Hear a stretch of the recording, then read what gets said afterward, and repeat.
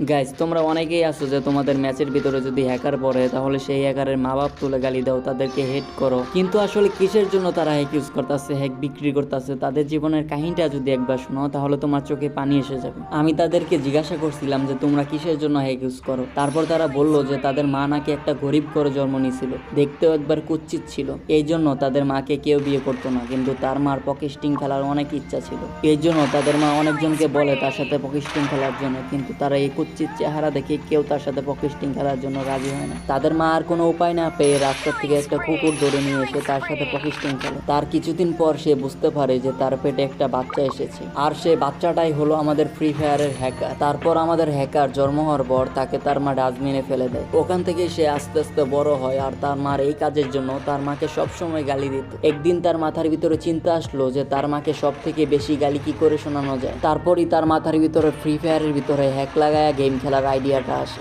আর তাদের আইডিয়াটা সফলভাবে কাজে লাগে। ঠিক এই জন্য তাদের মা বাপ তুলে গালি দিলে তাদের কোনো যায় আসে না, তারা আরো খুশি হয়।